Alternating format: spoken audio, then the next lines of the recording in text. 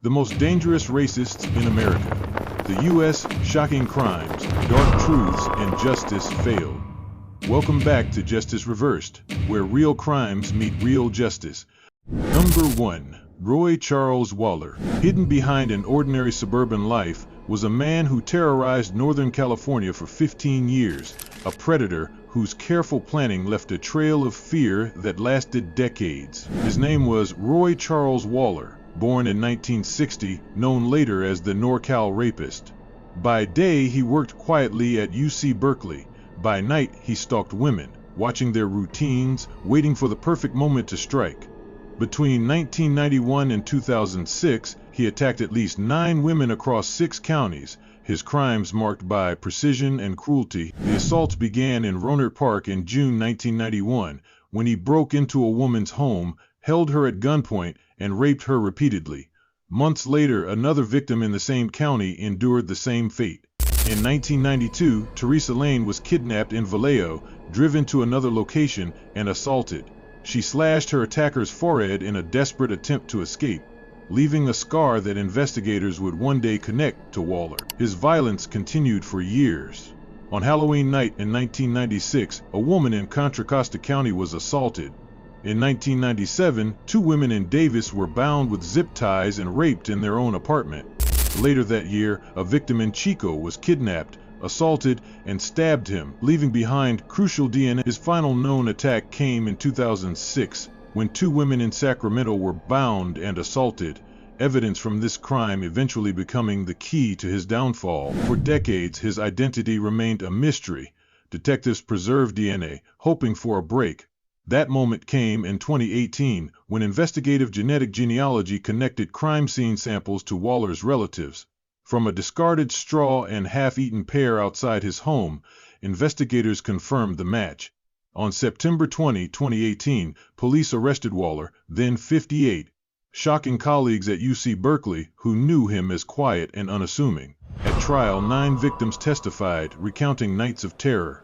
Prosecutors revealed his rape kits, zip ties, duct tape, and handcuffs stored in bags. They showed a vast collection of disturbing images found in his possession. Waller's attorney argued DNA could be contaminated, but jurors deliberated just 2.5 hours. On November 18, 2020, Waller was convicted on 46 counts, including rape, sodomy, kidnapping, and forcible sexual assault. 1 month later, he stood in court as Judge James Arguez sentenced him to 897 years in state prison. Witnesses described him as stone-faced, lips pressed tightly, eyes avoiding the victims, who watched him finally brought to justice. The sentencing brought long-awaited relief. 29 years of waiting and waiting. Amazing, amazing, great day, said Nicole Ernest Pade, his first known victim. Another survivor said she took her first fear-free shower after his arrest. From Waller's case, 3 clear lessons emerge. Always trust your instincts. If someone seems to be watching you, take it seriously. Strengthen home security with locks, cameras, and alarms to deter intruders. Finally, share daily routines cautiously. Predators often study patterns before striking. This story reminds us that evil can hide behind normal faces. Justice may take decades, but when truth emerges, it carries the power to restore dignity and confront fear. Number 2. Jeffrey Epstein. Behind luxury mansions and private jets lurked a hidden empire of abuse. The Jeffrey Epstein case shattered illusions of power, exposing how privilege can mask the darkest crimes. Born in Brooklyn in 1953, Epstein rose from a math teacher to a financier with access to billionaires, celebrities, and politicians. Behind the image of success, however, was a man running one of the most notorious sex trafficking operations in modern U.S. history. The first alarm came in Palm Beach in March 2005, when a parent reported her 14-year-old daughter had been molested at Epstein's mansion. Police soon identified multiple victims.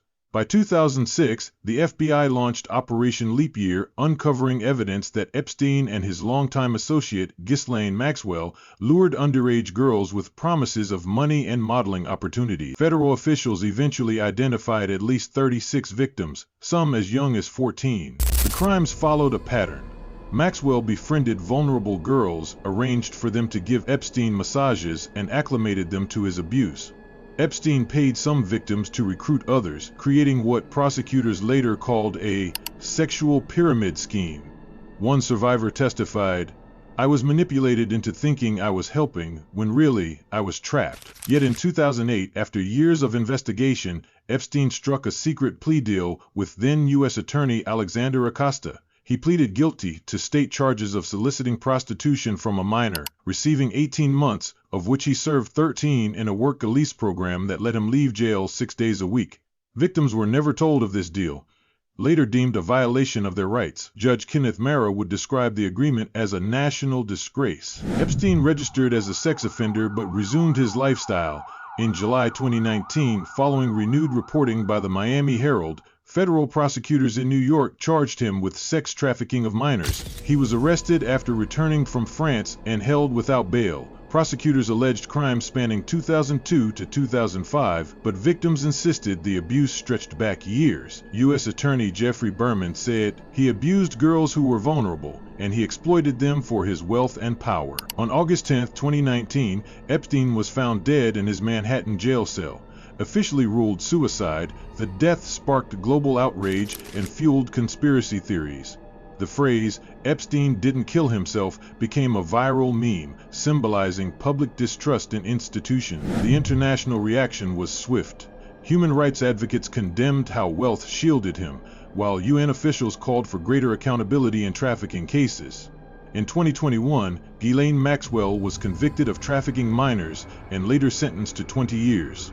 Epstein's story left lasting scars and urgent warnings. Never assume status or wealth means safety. Trust instincts when promises seem too good to be true. And always remember, predators groom not only victims, but entire communities into silence. This case is a stark reminder: when justice bends to power, truth is buried and innocence is sacrificed.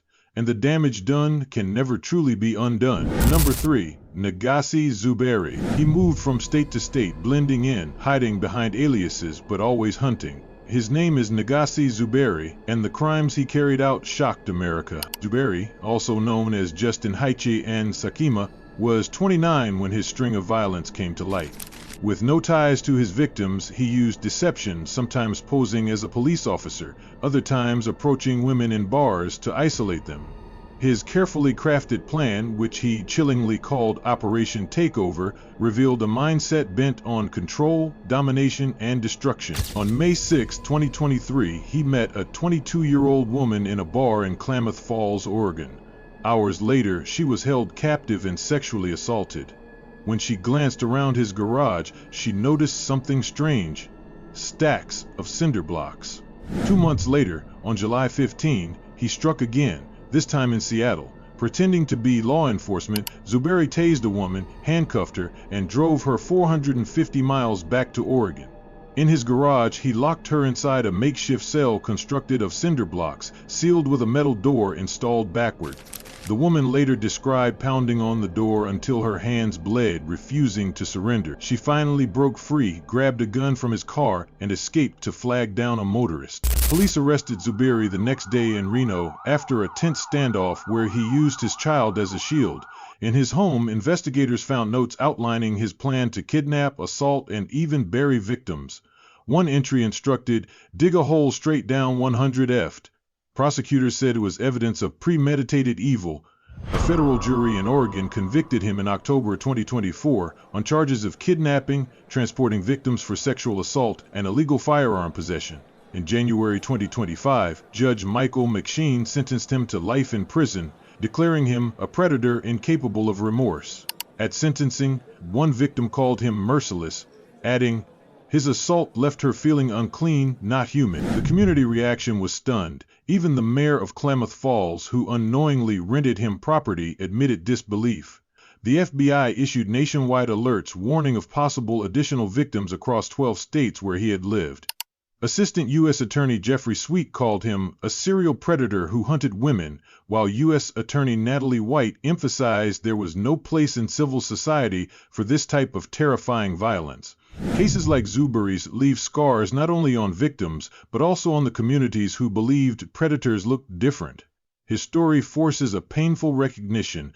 Cruelty can hide in plain sight, and from his crimes, urgent lessons emerge. Always verify law enforcement credentials before complying with orders. Trust your instincts. If something feels wrong, prioritize your safety above politeness. And above all, remember that predators often plan meticulously, so protect your digital and personal routines from becoming someone else's blueprint. Negasi Zuberi's conviction stands as a stark reminder: when society ignores the signs of predation, lives are destroyed.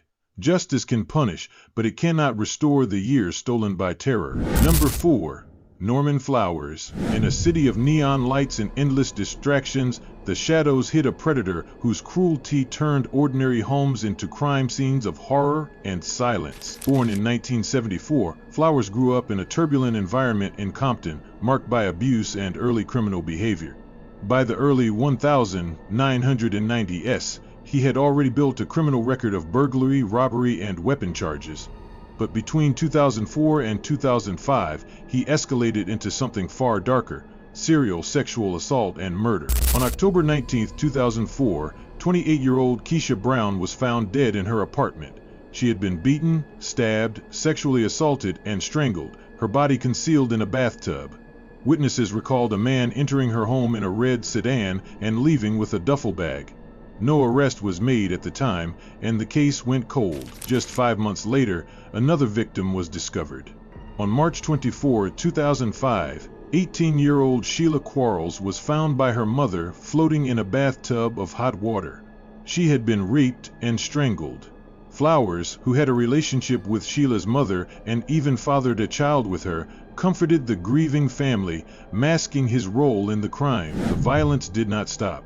On May 4, 2005, Flowers struck twice in one day. He murdered 45-year-old Marilee Coote, bludgeoning, assaulting, and strangling her. Hours later, he killed 25-year-old Rena Gonzalez, leaving her strangled with a telephone cord. The brutality showed a clear pattern: sexual assault followed by strangulation. Bodies left posed inside their homes. Police interviewed Flowers in June 2005. He denied involvement, but DNA evidence soon tied him to the murders. His arrest ended the series of killings. In 2008, a Nevada jury convicted him of Sheila Quarles' murder. As the verdict was read, Flowers stood expressionless, his eyes fixed forward. Jurors rejected the death penalty, but he was sentenced to life without parole. In 2011, after entering an Alford plea for the murders of Coote and Gonzalez, he received 2 additional life sentences. Judge James Arguelles told the court, "The brutality of these crimes leaves no room for leniency." For years, the 2004 killing of Keisha Brown remained unsolved. In 2022, a cold case review flagged her murder as sharing the same signature pattern. New DNA testing confirmed Flowers as her killer. In February 2023, prosecutors charged him with open murder, sexual assault, and burglary in connection with her death. The community reacted with a mix of horror and relief. "I went this long without knowing anything that happened to my mom," said Brown's daughter, Kalaya. "The fact that I'm getting to know this, I'm just thankful." From this case, 3 urgent warnings emerge. First, predators often exploit familiarity and routine. Trust should never replace vigilance. Second, survival may depend on forensic progress. DNA technology can reveal truths hidden for decades. Third, predators mask themselves as ordinary men, proving danger often hides where least expected. Justice delayed is still justice delivered, but for victims and families, time stolen by violence can never be returned. Number 5. Ali Ghaffar. It began with rides that seemed harmless, offers that felt routine, yet behind the wheel sat a man whose intentions would scar lives across Massachusetts. His name was Ali Ghaffar, born in May 2001.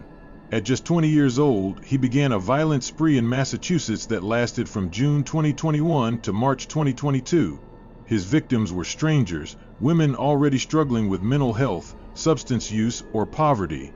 Prosecutors later said he preyed upon those he thought no one would believe. The pattern was chillingly consistent. Ghaffar prowled Springfield's South End, offering women rides or drugs. Once inside his car, he drove them to remote locations like Clark Field near West Springfield High School, or the woods under an I-90 overpass by Bear Hole Reservoir. There, at knife point or gunpoint, he raped them before abandoning them in the dark.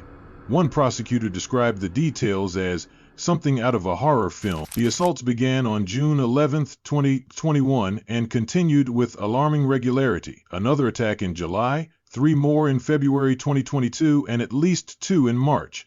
Victims later testified how he threatened to kill them if they resisted. One recalled being pushed into his vehicle and left stranded, terrified she would not survive. The turning point came on March 3, 2022. A woman described her attacker's vehicle in detail, allowing police to identify Ghaffar's car. The next day, officers spotted him driving another woman toward Bear Hole Reservoir. They intervened and arrested him before another assault could occur. DNA analysis later tied him to multiple survivors, confirming the scope of his crimes. In December 2024, facing overwhelming evidence, Ali Ghaffar pleaded guilty to 30 counts, including aggravated rape, armed kidnapping, and assault. On January 2025, at Hampden County Superior Court, he appeared pale, his hands clasped tightly as the judge delivered his punishment: 22 years in state prison, followed by 5 years of probation and lifelong sex offender registration. It was given for the 3 years he had already served. Prosecutors had asked for nearly double that term, arguing his crimes demanded the maximum. The survivors called him a monster. One woman said, "Today we get victory for what he did to us, because he deserves everything he got." District Attorney Anthony Gallooni praised their courage, while West Springfield's police chief said their voices ensured justice for others he might have harmed. From these crimes emerge urgent lessons. First, predators often exploit vulnerability, so refusing unsolicited rides or offers from strangers can be life-saving. Second, trust instincts. If a situation feels unsafe, get out quickly. Third, community vigilance. From reporting suspicious vehicles to sharing survivor accounts can break a predator's cycle sooner. Ali Ghaffar is now serving his sentence at Souza Baranowski Correctional Center, Massachusetts Maximum Security Prison. His case is a reminder that monsters rarely look like monsters until it's too late. When justice arrives late, it cannot return what was stolen, but it can ensure that silence never wins over truth. Number 6. Joseph James DeAngelo. In the shadows of California's suburbs, families once locked their doors against an unseen predator whose name would haunt the state for decades. That man was Joseph James DeAngelo Jr., later unmasked as the Golden State Killer. Born in 1945, DeAngelo lived what appeared to be an ordinary life, serving as a police officer before settling into quiet neighborhoods. Yet from 1974 to 1986, he unleashed a reign of terror that stretched from northern to southern California. Known by many names, East Area Rapist, Original Night Stalker, Visalia Ransacker, he prowled middle-class homes, watching his victims for days, sometimes calling them in advance, and always leaving communities paralyzed with fear. His crimes escalated with chilling precision. In September 1975, he murdered Claude Snelling, a college professor trying to protect his daughter from abduction. By 1976, he was tied to a string of rapes across Sacramento, where he entered homes, bound husbands, and raped wives, threatening to kill if the men moved. He sometimes stacked dishes on a victim's back, warning he would kill everyone if he heard them rattle. In February 1978, Brian and Katie Maggiore, a young couple walking their dog, were shot dead, witnesses to his stalking. By 1979, his crimes turned to murder in Southern California. Couples like Robert Offerman and Deborah Manning were killed in their homes. Charlene and Lyman Smith were bludgeoned to death, Charlene raped. Keith and Patrice Harrington were murdered in Dana Point, leaving families shattered. In 1986, his violence culminated with the brutal killing of 18-year-old Janelle Cruz in Irvine. In total, DeAngelo raped more than 45 women, committed over 120 burglaries, and murdered 13 people. For decades, he lived freely, a retired police officer and family man. His capture in April 2018 came through a groundbreaking method, genetic genealogy. Investigators uploaded crime scene DNA to a public genealogy database, matched it to relatives, and built a family tree that led to DeAngelo.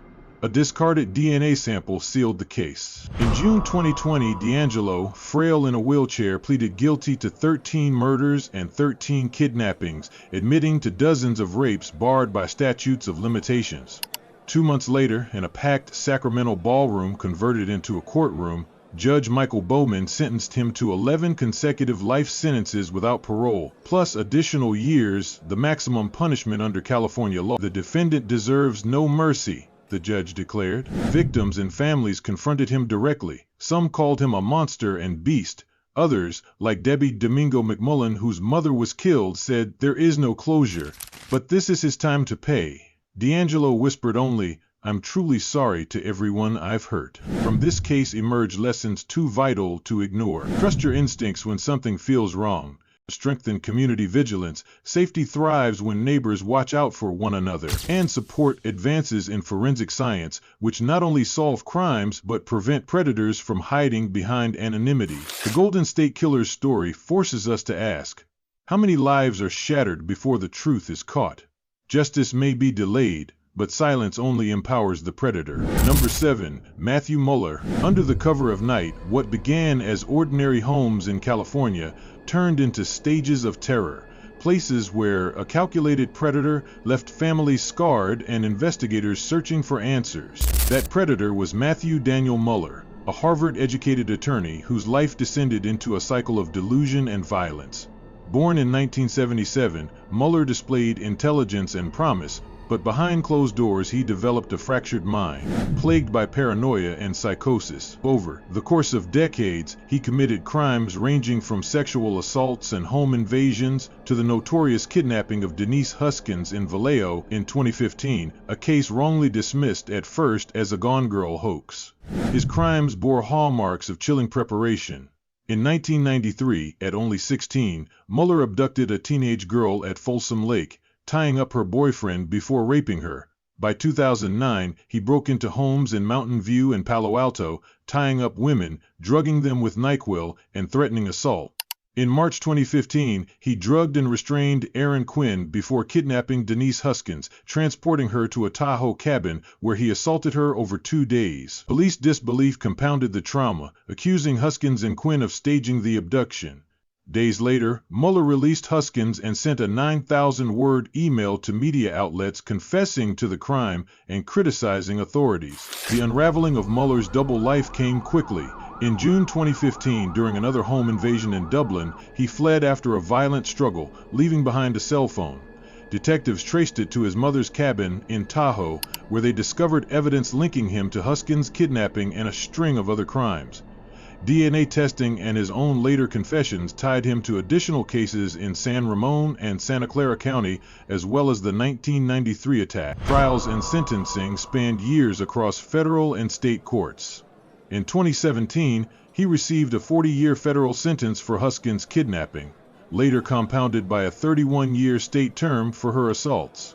In March 2025, he was sentenced to 2 consecutive life terms for the 2009 Santa Clara home invasions.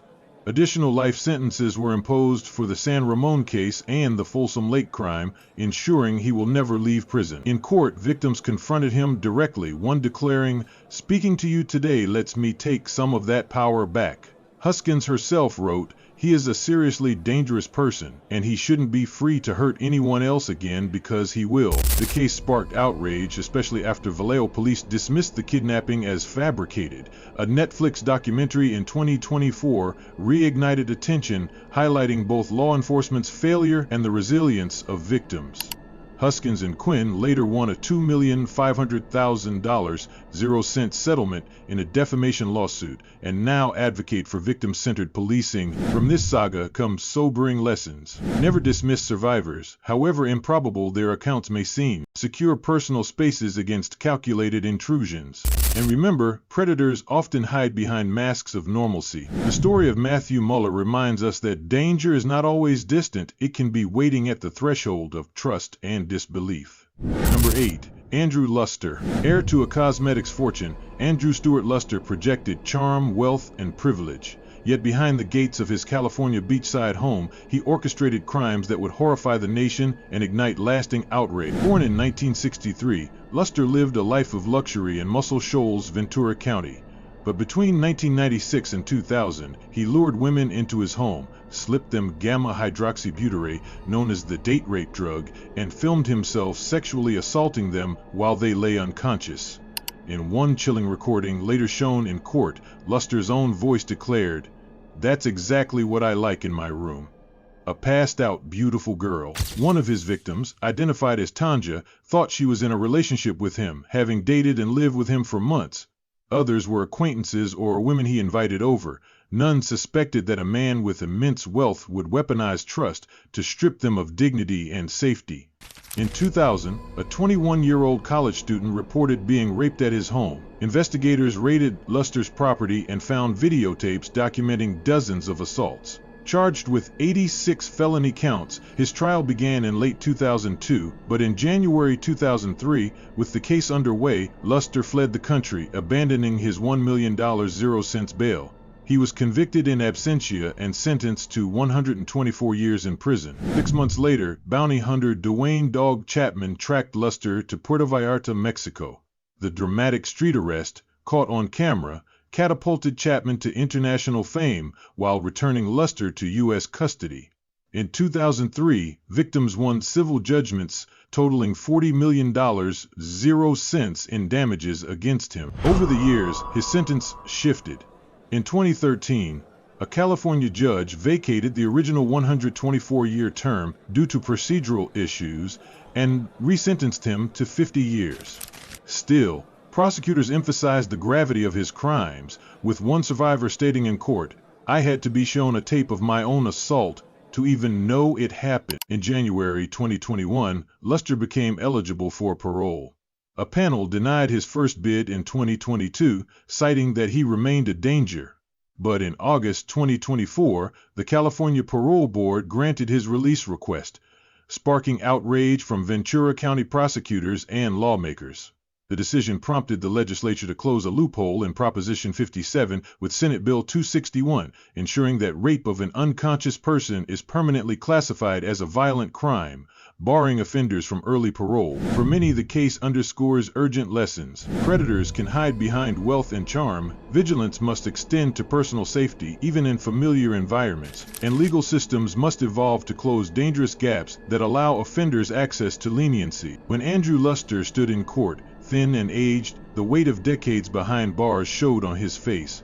But for survivors, scars endured far longer than any sentence. The story of Andrew Luster is a stark reminder that privilege can conceal predation, and that justice delayed or diluted leaves wounds society must never ignore. Number 9. Marc Patrick O'Leary. In quiet neighborhoods where safety was assumed, a predator moved silently through windows left open at night, leaving behind a trail of fear, disbelief, and shattered trust in the system. His name was Marc Patrick O'Leary, a U.S. Army veteran who turned into one of America's most methodical serial rapists. Between 2008 and 2011, he prowled across Washington and Colorado, targeting women from different walks of life. An 18-year-old foster youth living on her own, a 63-year-old retiree, a 65-year-old grandmother, and women in their 20s and 40s. He had no prior relationship with any of them. His victims were strangers, chosen for vulnerability and isolation. The attacks followed a chillingly consistent pattern.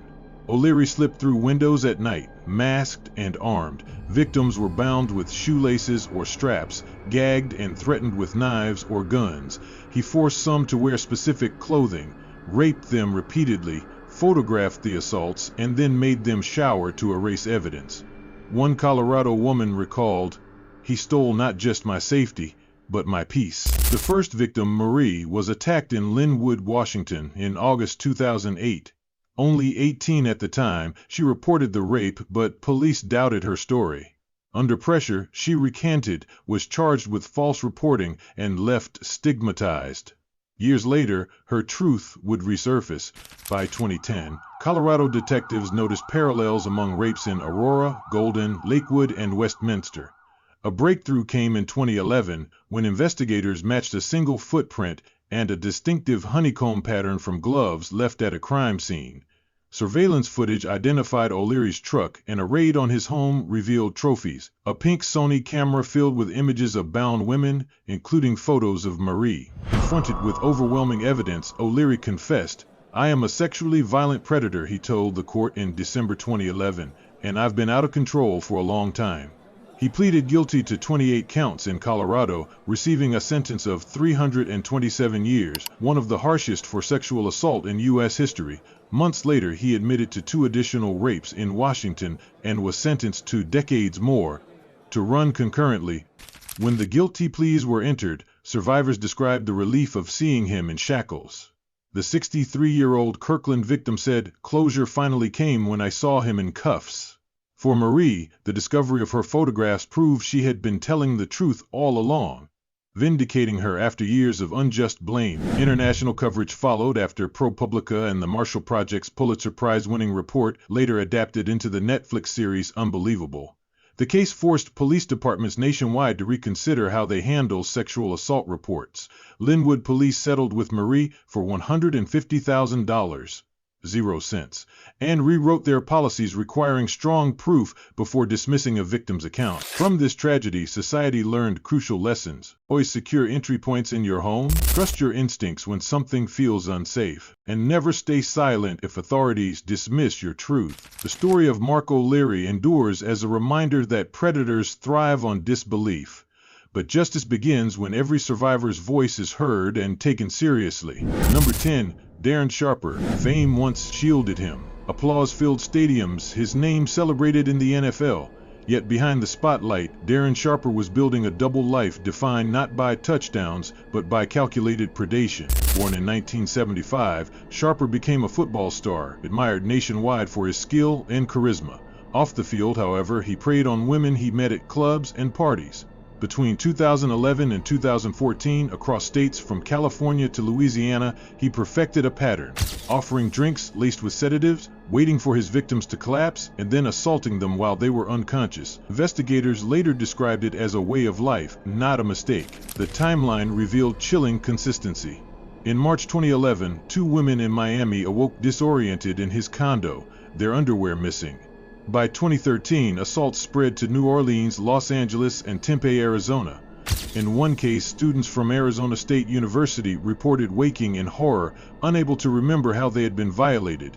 January 2014 brought more allegations in Las Vegas and Los Angeles, leading to his arrest. When police searched his residences, they found drugs, such as Xanax, Valium, and Ambien, tools of control used to incapacitate his victims.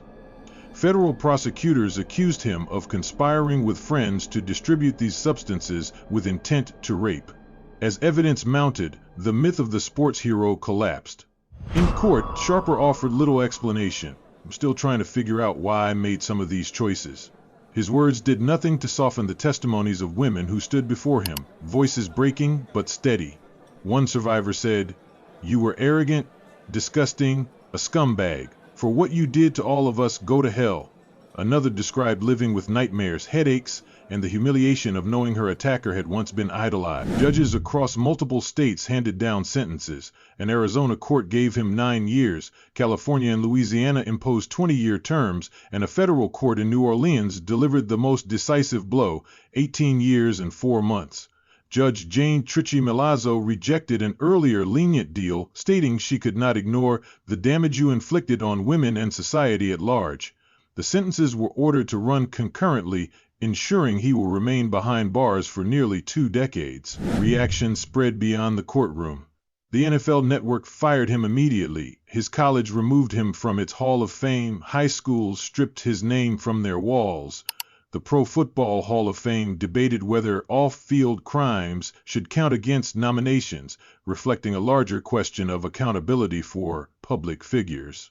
The lesson from Sharper's downfall is sobering. Always guard your drinks in public places, especially where strangers offer them. Trust instincts when a situation feels unsafe, and speak up even when power and status seem intimidating. Lastly, remember that predators often hide behind charisma. Vigilance is the first defense. Sharper's story is no longer about sports glory, but about betrayal. It reminds us that the true measure of a legacy is not what happens in the spotlight, but what is done in the shadows. These cases reveal how justice can be delayed, denied, or twisted by power. But the question remains, how many more predators are still walking free, hidden in plain sight? Were the sentences you've heard today enough? Or did the system fail the victims again? We want to hear what you think. Share your thoughts in the comments below. And if you want to uncover the next shocking story before anyone else, don't forget to subscribe to Justice Reversed and hit the bell icon, because in a world where truth hides in the shadows, staying informed might just be the only protection we have.